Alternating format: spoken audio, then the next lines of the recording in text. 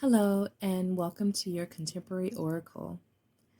I will be presenting a series called The Power of Now, an audio reading of the #1 New York Times bestseller by Eckhart Tolle. Please like and subscribe to the channel if you haven't already. This series of videos will be in the playlist called The Power of Now series. So relax, listen, and absorb. Be consciousness beyond the ego. You are not your mind, the greatest obstacle to enlightenment. Enlightenment, what is that? A beggar had been sitting by the side of a road for 30 years. One day, a stranger walked by. "Spare some change," mumbled the beggar, mechanically holding out his baseball cap. "I have nothing to give you," said the stranger. Then he asked, "What's that you are sitting on?" "Nothing," replied the beggar, "just an old box. I have been sitting on it for as long as I can remember." "Ever look inside?" replied the stranger. "No," said the beggar. "What's the point? There's nothing in there." "Have a look inside," insisted the stranger. The beggar managed to pry open the lid. With astonishment, disbelief, and elation, he saw that the box was filled with gold. "I am that stranger who has nothing to give you, and who is telling you to look inside. Not inside any box, as in the parable, but somewhere even closer, inside yourself." "But I am not a beggar," I can hear you say. Those who have not found their true wealth, which is the radiant joy of being and the deep, unshakable peace that comes with it, are beggars. Even if they have great material wealth, they are looking outside for scraps of pleasure or fulfillment, for validation, security, or love, while they have a treasure within that not only includes all those things, but is infinitely greater than anything the world can offer. The word enlightenment conjures up the idea of some superhuman accomplishment, and the ego likes to keep it that way. But it is simply your natural state of felt oneness with being. It is a state of connectedness with something immeasurable and indestructible, something that, almost paradoxically, is essentially you, and yet is much greater than you. It is finding your true nature beyond name and form. The inability to feel this connectedness gives rise to the illusion of separation from yourself and from the world around you. You then perceive yourself, consciously or unconsciously, as an isolated fragment. Fear arises, and conflict within and without becomes the norm. I love the Buddha's simple definition of enlightenment as the end of suffering. There is nothing superhuman in that, is there? Of course, as a definition, it is incomplete. It only tells you what enlightenment is not, no suffering. But what's left when there is no more suffering? The Buddha is silent on that. And his silence implies that you'll have to figure that out for yourself. You'll have to find out for yourself. He uses a negative definition so the mind cannot make it into something to believe in or into a superhuman accomplishment, a goal that is impossible for you to attain. Despite this precaution, the majority of Buddhists still believe that enlightenment is for the Buddha, not for them, at least not in this lifetime. You use the word being. Can you explain what you mean by that? Being is the eternal, ever-present one life beyond the myriad forms of life that are subject to birth and death. However, being is not only beyond, but also deep within every form as its innermost invisible and indestructible essence. This means that it is accessible to you now as your own deepest self, your true nature. But don't seek to grasp it with your mind. Don't try to understand it. You can know it only when the mind is still, when you are present, when your attention is fully and intensely in the now. Being can be felt, but it can never be understood mentally. To regain awareness of being and to abide in that state of feeling realization is enlightenment. When you say being, are you talking about God? If you are, then why don't you say it? The word God has become empty of meaning through thousands of years of misuse. I use it sometimes, but I do so sparingly. By misuse, I mean that people who have never even glimpsed the realm of the sacred, the infinite vastness behind that word, use it with great conviction, as if they knew what they are talking about. Or they argue against it, as if they knew what it is that they are denying. This misuse gives rise to absurd beliefs, assertions, and egoic delusions, such as my or our God is the only true God, and your God is false. Or Nietzsche's famous statement, God is dead. The word God has become a closed concept. The moment the word is uttered, a mental image is created, no longer perhaps of an old man with a white beard, but still a mental representation of someone or something outside you, and yes, almost inevitably a male someone or something. Neither God nor being nor any other word can define or explain the ineffable reality behind the word. So the only important question is whether the word is a help or a hindrance in enabling you to experience that toward which it points. Does it point beyond itself to the transcendental reality? Or does it lend itself too easily to becoming no more than an idea in your head that you believe in? A mental idol. The word being explains nothing, but nor does God. Being, however, has the advantage that it is an open concept. It does not reduce the infinite invisible to a finite entity. It is impossible to form a mental image of it. Nobody can claim exclusive possession of being.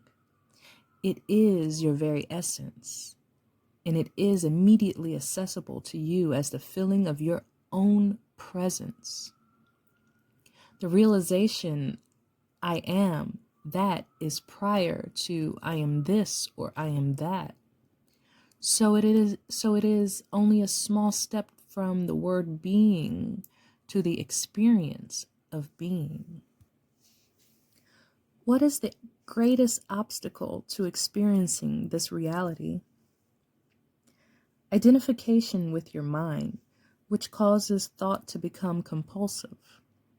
Not to be able to stop thinking is a dreadful affliction, but we don't realize this because almost everybody is suffering from it. So it's considered normal. This incessant mental noise prevents you from finding that realm of inner stillness that is inseparable from being. It also creates a false mind-made self that casts a shadow of fear and suffering. We will look at all of that in more detail later. The philosopher Descartes believed that he had found the most fundamental truth when he made his famous statement, I think, therefore I am.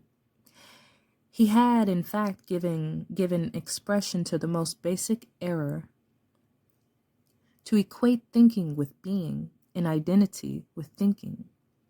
The compulsive thinker, which means almost everyone, lives in a state of apparent separateness, in an insanely complex world of continuous problems and conflict, a world that reflects the ever-increasing fragmentation of the mind.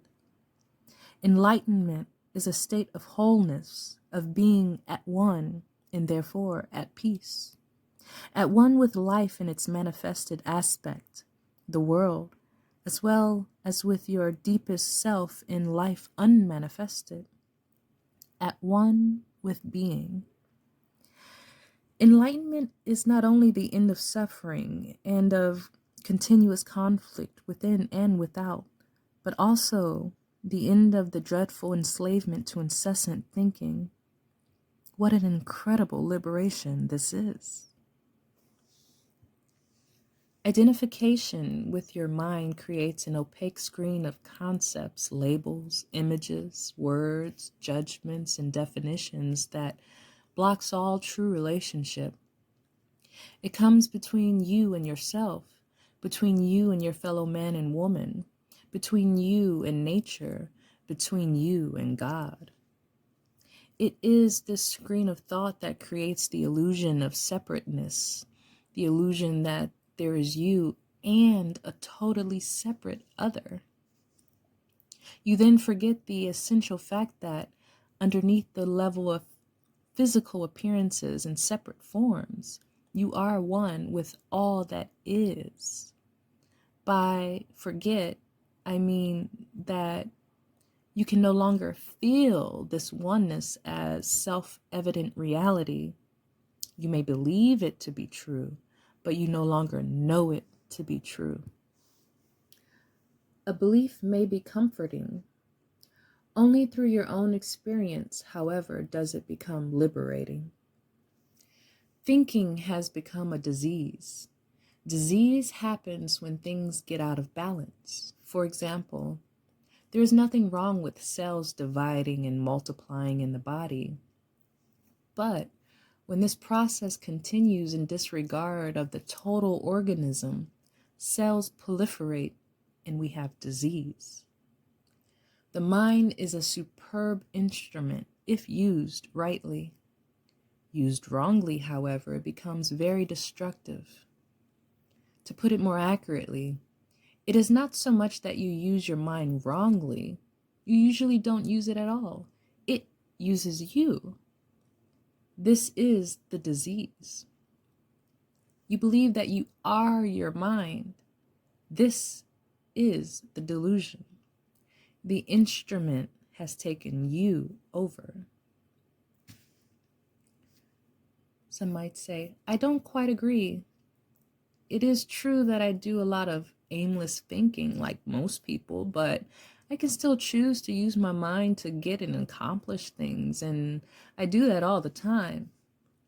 But just because you can solve a crossword puzzle or build an atom bomb doesn't mean that you use your mind.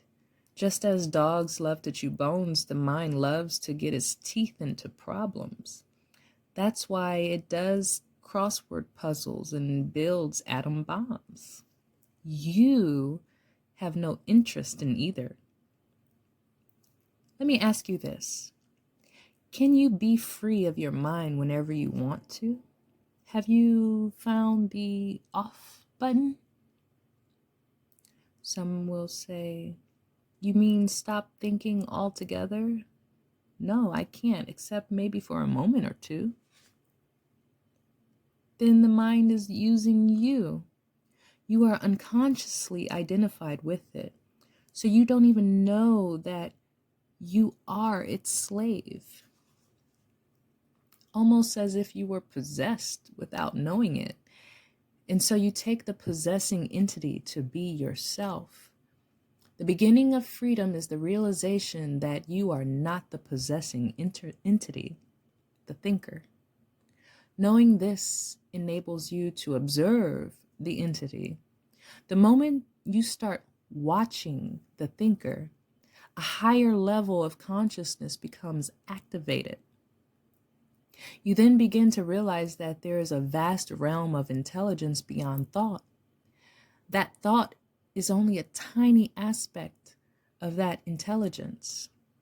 You also realize that all things that truly matter, beauty, love, creativity, joy, inner peace, arise from beyond the mind. You begin to awaken.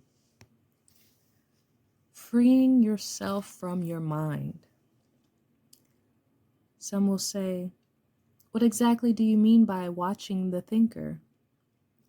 Well, when someone goes to the doctor and says, I hear a voice in my head, he or she will most likely be sent to a psychiatrist. The fact is that in a very similar way, virtually everyone hears a voice or several voices in their head all the time. The involuntary thought processes that you don't realize you have the power to stop. Continuous monologues or dialogues.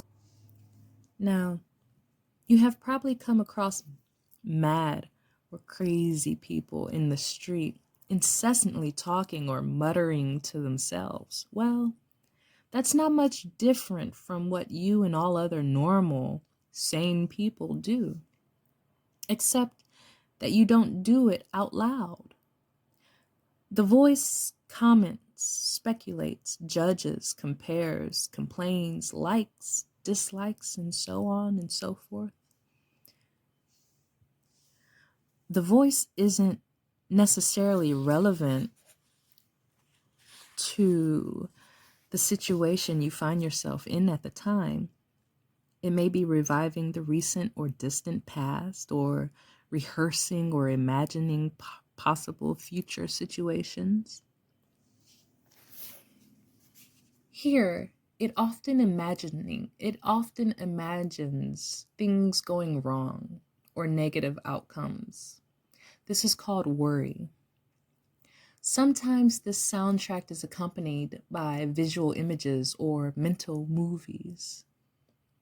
Even if the voice is relevant to the situation at hand, it will interpret it in terms of the past. This is because the voice belongs to your conditioned mind, which is the result of all of your past history as well as of the collective cultural mindset you inherited. So you see and judge the present through the eyes of the past and get a totally distorted view of it. It is not uncommon for the voice to be a person's own worst enemy. Many people live with that tormentor in their head that continuously attacks and punishes them and drains them of vital energy. It is the cause of untold misery and unhappiness as well as disease. The good news is that you can be free yourself from the mind. This is the only true liberation. You can take the first step right now. Start listening to the voice in your head as often as you can. Pay particular attention to any repetitive thought patterns. Those old gramophone records that have been playing in your head perhaps for many years, if not all your life. This is what I mean by watching the thinker, which is another way of saying, listen to the voice in your head. Be there as a witnessing presence. When you listen to that voice, listen to it impartially. That is to say, do not judge. Do not judge or condemn what you hear, for doing so would mean that the same voice has come again through the back door. You'll soon realize there is the voice, and here I am listening to it, watching it. This I am realization, this sense of your own presence is not a thought. It arises from beyond the mind. So when you listen to a thought, you are aware not only of the thought, but also of yourself as the witness of the thought. A new dimension of consciousness has come in. As you listen to the thought, you feel a conscious presence, your deeper self, behind or underneath the thought, as it were. The thought then loses its power over you and quickly subsides because you are no longer energizing the mind through identification with it. This is the beginning of the end of involuntary and compulsive thinking. When a thought subsides, you experience a discontinuity in the mental stream, a gap of no mind. At first, the gaps will be short, a few seconds perhaps, but gradually they will become longer. When these gaps occur, you feel a certain stillness and peace inside you. This is the beginning of your natural state of felt oneness with being, which is usually obscured by the mind.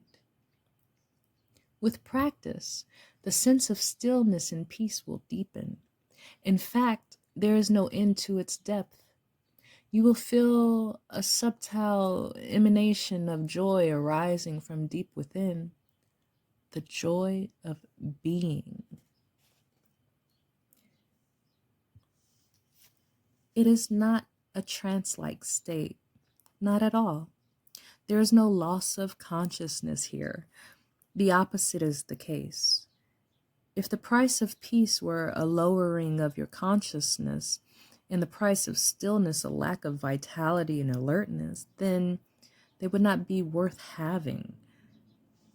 In this state of interconnectedness, you are much more alert, more awake than in the mind-identified state. You are fully present. It also raises the vibrational frequency of the energy field that gives life to the physical body. As you go more deeply into this realm of no mind, as it is sometimes called in the East, you realize the state of pure consciousness. In that state, you feel your own presence with such intensity and with such joy that all thinking, all emotions, your physical body, as well as the whole external world becomes relatively insignificant in comparison to it. And yet this is not a selfish but a selfless state. It takes you beyond what you previously thought of as yourself. That presence is essentially you, and at the same time, inconceivably greater than you. What I am trying to convey here may sound paradoxical or even contradictory, but there is no other way that I can express it. Instead of watching the thinker, you can also create a gap in the mind stream simply by directing the focus of your attention into the now. Just become intensely conscious of the present moment. This is a deeply satisfying thing to do. In this way, you draw consciousness away from the mind activity and create a gap of no mind in which you are highly alert and aware, but not thinking. This is the essence of meditation. In your everyday life, you can practice this by taking any routine activity that normally is only a means to an end and giving it your fullest attention so that it becomes an end in itself.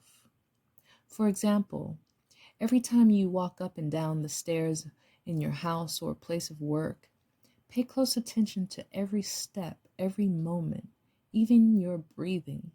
Be totally present. Or when you wash your hands, pay attention to all the sense perceptions associated with the activity, the sound and feel of the water, the movement of your hands, the scent of the soap, and so on. Or when you get into your car, after you close the door, pause for a few seconds and observe the flow of your breath. Become aware of a silent but powerful sense of presence. There is one certain criterion by which you can measure your success in this practice: the degree of peace that you feel within. So, the single most vital step on your journey towards enlightenment is this: learn to disidentify from your mind. Every time you create a gap in the stream of mind, the light of your consciousness grows stronger. One day you may catch yourself smiling at the voice in your head as you would smile at the antics of a child. This means that you no longer take the content, the thoughts of your mind all that seriously, as your sense of self does not depend on it. Enlightenment, rising above thought. Some may say, isn't thinking essential in order to survive in this world? Well, your mind is an instrument, a tool. It is there to be used for a specific task, and when that task is completed, you lay it down. As it is, I would say about 80 to 90% of most people's thinking is not only repetitive and useless, but also, because of its dysfunctional and often negative nature, much of it is also harmful. Observe your mind and you will find this to be true. It causes a serious leakage of vital energy. This kind of compulsive thinking is actually an addiction. What characterizes an addiction? Quite simply this: you no longer feel that you have the choice to stop. It seems stronger than you. It also gives you a false sense of pleasure, pleasure that invariably turns into pain. Some may say, why should we be addicted to thinking? Well, because you are identified with it, which means that you derive your sense of self from the content and activity of your mind, because you believe that you would cease to be if you stopped thinking. As you grow up, you form a mental image of who you are based on your personal and cultural conditioning. We may call this phantom self the ego. It consists of the mind activity and can only be kept going through constant thinking. The term ego means different things to different people, but when I use it here, it means a false self created by unconscious identification with the mind. To the ego, the present moment hardly exists. Only the past and the future are considered important to the ego. This total reversal of the truth accounts for the fact that in the ego mode, the mind is so dysfunctional. It is also concerned with keeping the past alive, but without it, who are you? It constantly projects itself into the future to ensure its continued survival and to seek some kind of release or fulfillment there. It says, one day when this, that, or the other happens, I am going to be okay, happy, at peace. You see, even when the ego seems to be concerned with the present, it is not the present that it sees. It misperceives it completely because it looks at it through the eyes of the past, or it reduces the present to a means to an end. An end that always lies in the mind projected future. Observe your mind, and you'll see that this is how it works. The present moment holds the key to liberation, but you cannot find the present moment as long as you are in the mind. You will not find it. You cannot find the present moment as long as you are your mind. Some may say, I don't want to lose my ability to analyze and discriminate. I wouldn't mind learning to think more clearly in a more focused way, but I don't want to lose my mind. The gift of thought is the most precious thing we have. Without it, we would just be another species of animal. You see, the predominance of the mind is no more than a stage in the evolution of consciousness. We need to go on to the next stage now as a matter of urgency. Otherwise, we will be destroyed by the mind, which has grown into a monster. And I will talk about this in more detail later. Thinking and consciousness are not synonymous. Thinking is only a small aspect of consciousness. Thought cannot exist without consciousness, but consciousness does not need thought. Enlightenment means rising above thought, not falling back to a level below thought, the level of an animal or a plant. In the enlightened state, you still use your thinking mind when needed, but in a much more focused and effective way than before. You use it more for practical purposes, but you are free from the involuntary internal dialogue, and there is inner stillness. When you do use your mind, and particularly a creative solution is needed, you oscillate every few minutes or so between thought and stillness, between mind and no mind. No mind is consciousness without thought. Only in that way is it possible to think creatively, because only in that way does thought have any real power.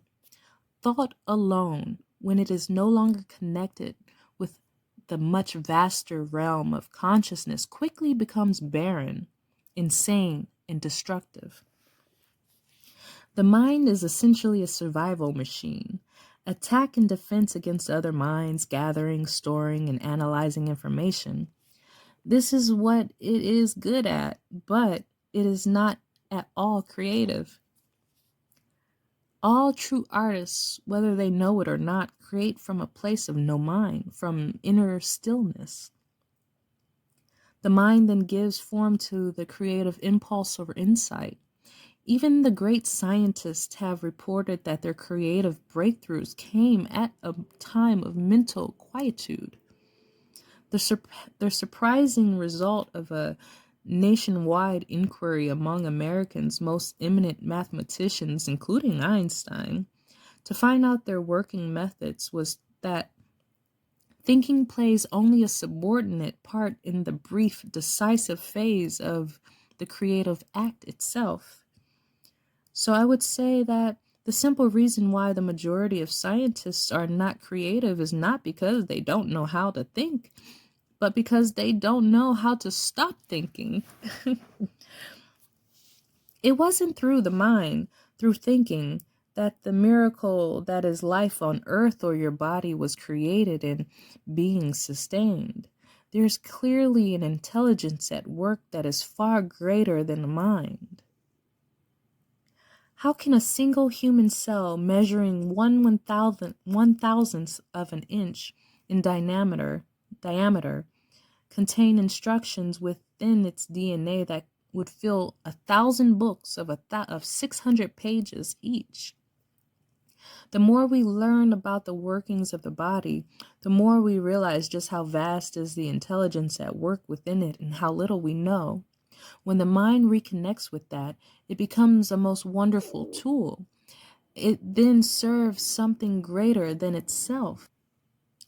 Emotion, the body's reaction to your mind. Some may say, what about emotions? I get caught up in my emotions more than I do in my mind. Well, mind, in the way I use the word, is not just thought. It includes your emotions as well as all unconscious mental, emotional, reactive patterns. Emotion arises at the place where the mind and body meet. It is the body's reaction to your mind, or you might say a reflection of your mind in the body. For example, an attack thought or a hostile thought will create a buildup of energy in the body that we call anger. The body is getting ready to fight. The thought that you are being threatened physically or psychologically causes the body to contract, and this is the physical side of what we call fear. Research has shown that strong emotions even cause changes in the biochemistry of the body. These biochemical changes represents the physical or material aspect of the emotion. Of course, you are not usually conscious of all your thought patterns, and it is often only through watching your emotions that you can bring them into awareness. The more you are identified with your thinking, your likes and dislikes, judgments and interpretations, which is to say, the less present you are as the watching consciousness, the stronger the emotional energy charge will be, whether you are aware of it or not.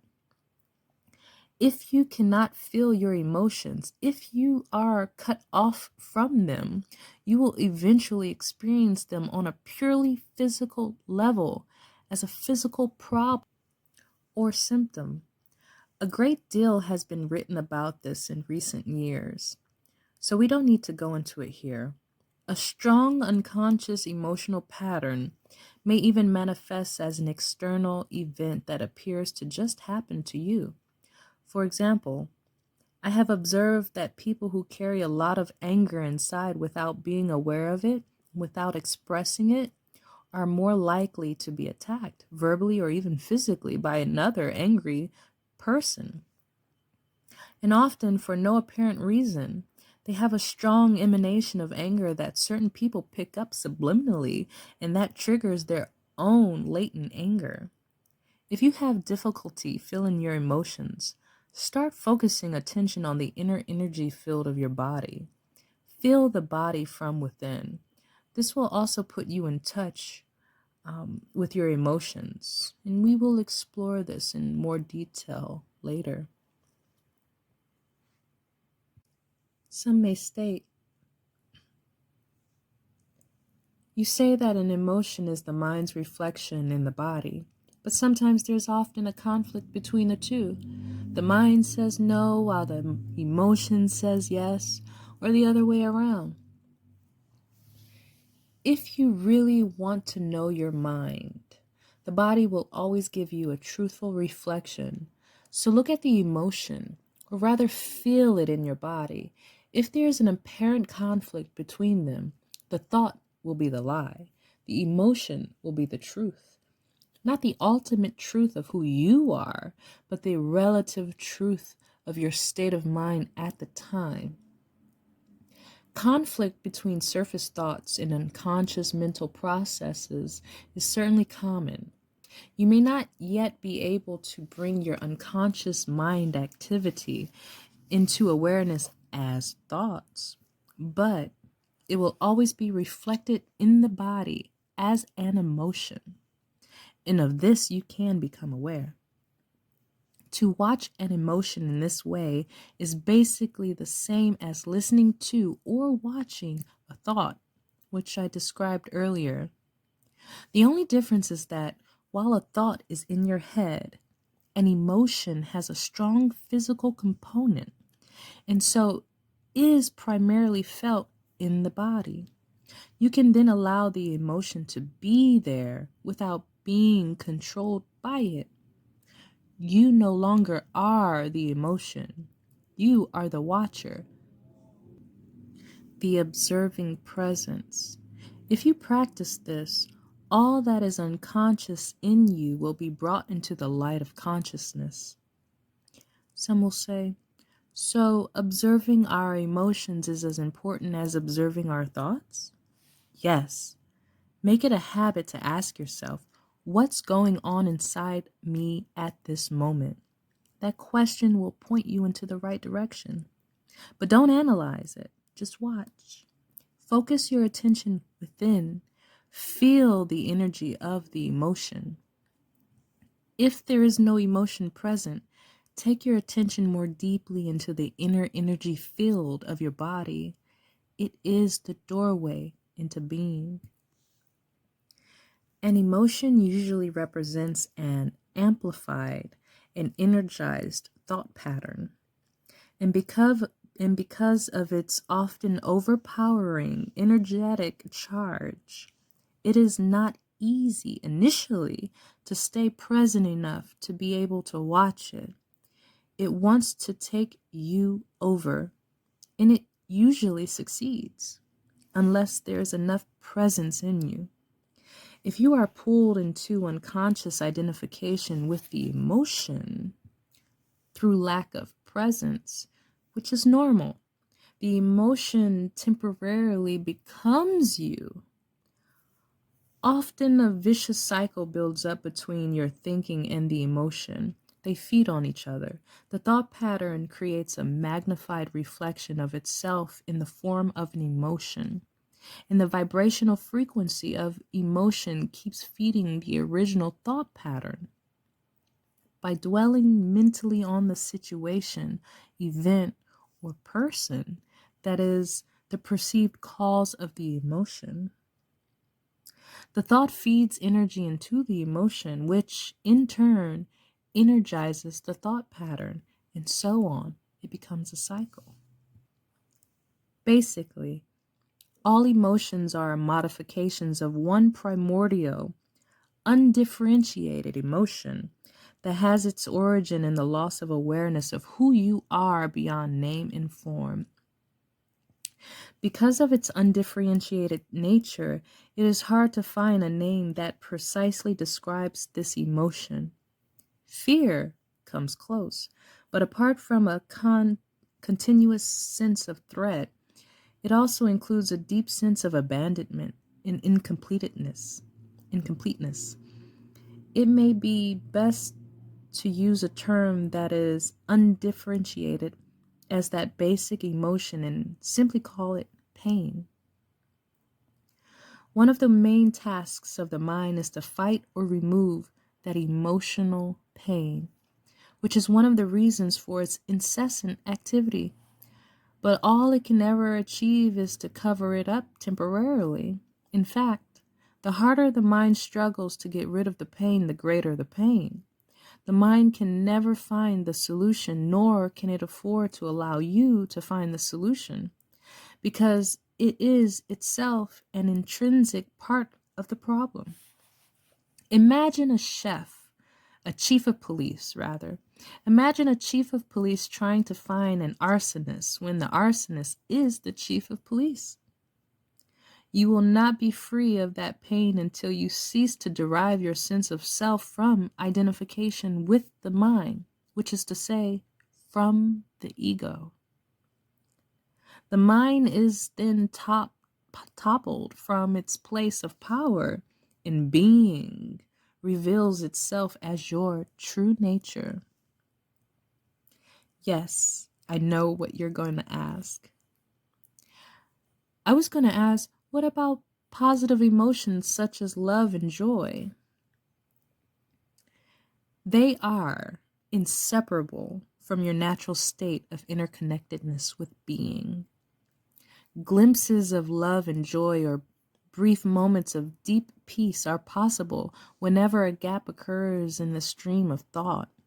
For most people, such gaps happen rarely and only accidentally, in moments when the mind is rendered speechless, sometimes triggered by great beauty, extreme physical exertion, or even great danger. Suddenly there is a stillness, there is an inner stillness, and within that stillness there is a subtle but intense joy, there is love, there is peace.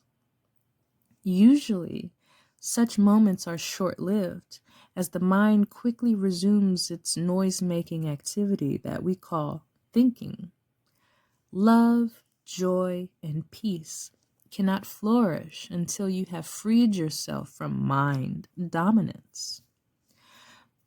But they are not what I would call emotions. They lie beyond the emotions on a much deeper level.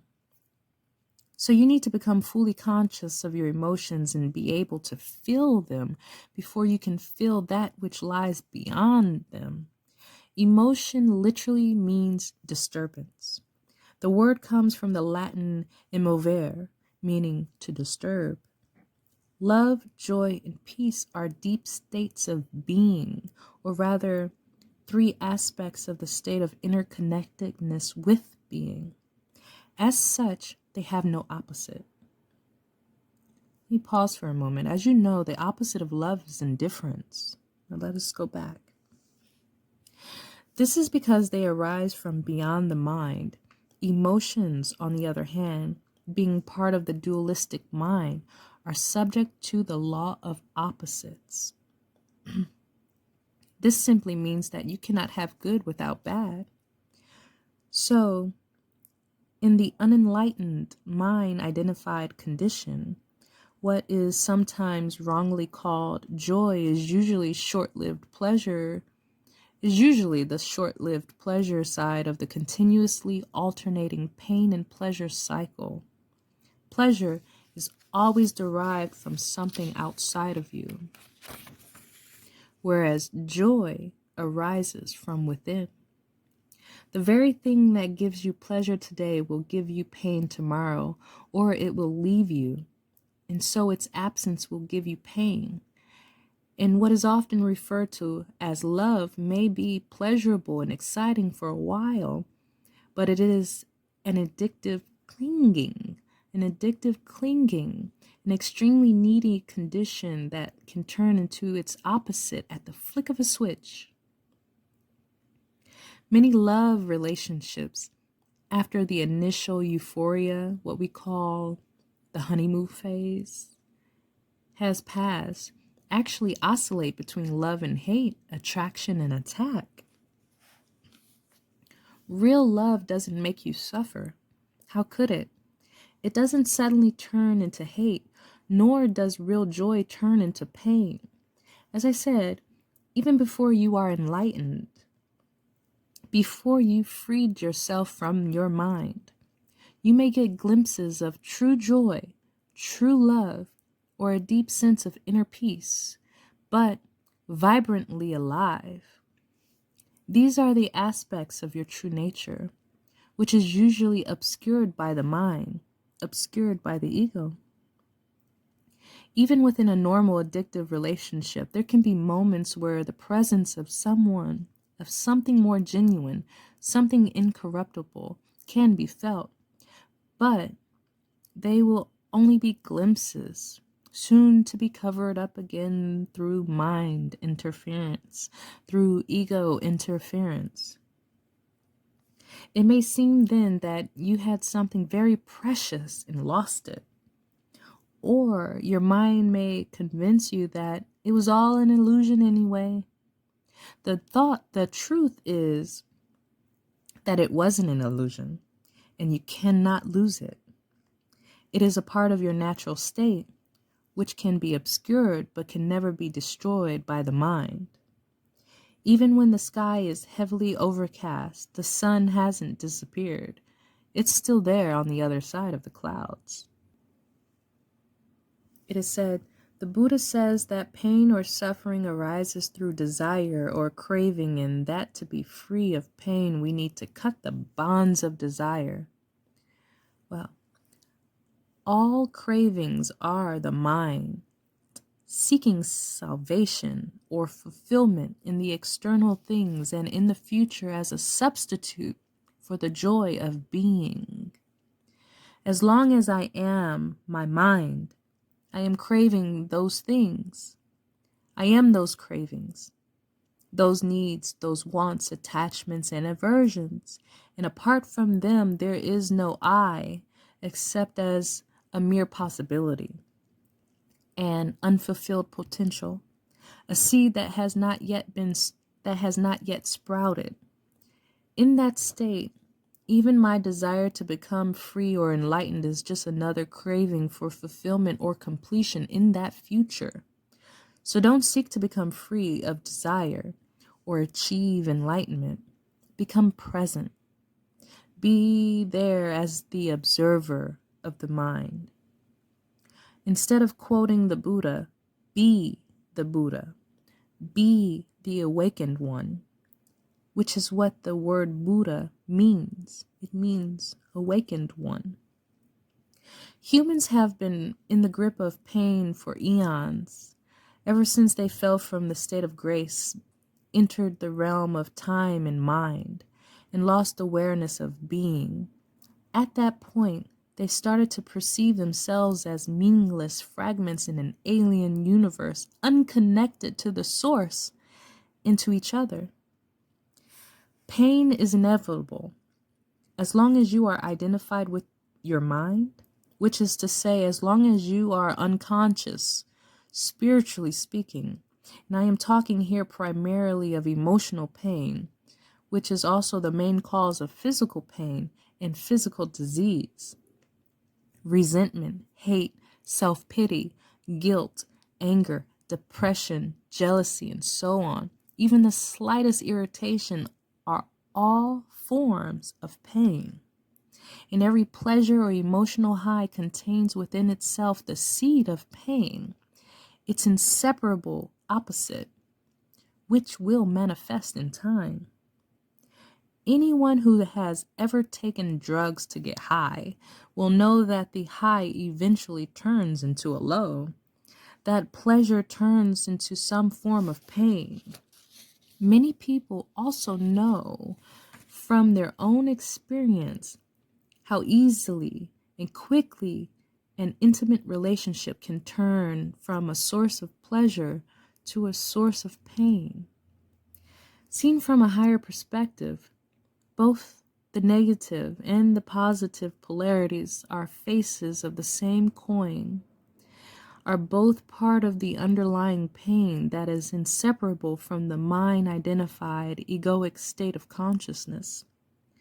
There are two levels to your pain: the pain that you create now and the pain from the past that still lives on in your mind and body. Ceasing to create pain in the present and dissolving past pain, this is what I want to talk about now.